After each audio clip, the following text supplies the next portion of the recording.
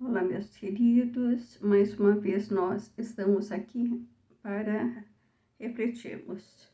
E a nossa reflexão de hoje é sobre esse tema: aprendamos a dividir. Então, aprendemos a dividir a própria felicidade para que a felicidade dos outros se multiplique. Observemos a natureza. O sol divide com a terra os seus raios de amor.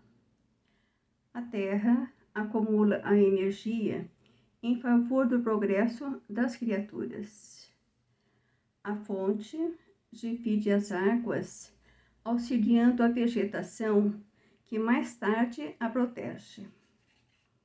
A árvore divide os frutos com os homens e os homens lhe estendem as espécies através do espaço e do tempo.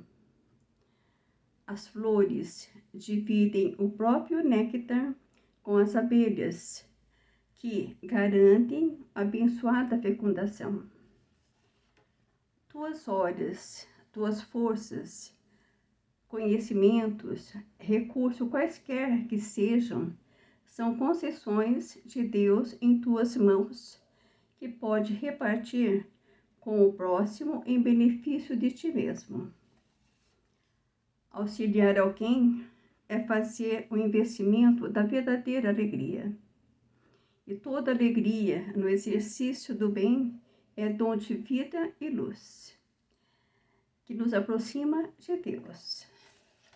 Aprendamos a dividir os depósitos do Senhor, enquanto é hoje, a fim de que o amparo divino mais intensamente nos envolva, enriquecendo-nos o espírito, para que venhamos a receber com os outros e pelos outros a nossa perfeita felicidade amanhã.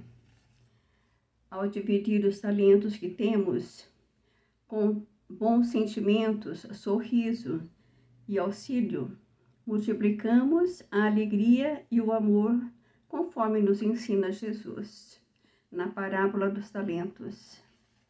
Dividir é um ato de amor e fé, e reconhecer que, ao sermos solidários, não perdemos, mas construímos um futuro melhor para nós mesmos, exercitando a lei de amor e caridade. E possamos refletir sobre isso e entendermos os ensinamentos de Jesus, que nos diz: é dando que se recebe. Receberemos bênção de amor e paz. Que nós possamos refletir sobre isso, né? Para que a gente possa estar realmente exercitando todos esses talentos que temos em nós e dividirmos com aqueles que estão próximos de nós, onde quer que nós estejamos, no nosso caminhar pela vida. Gratidão a todos. Até a próxima, se Deus assim nos permitir. Amo vocês. Fiquem com Deus. Deus abençoe a todos.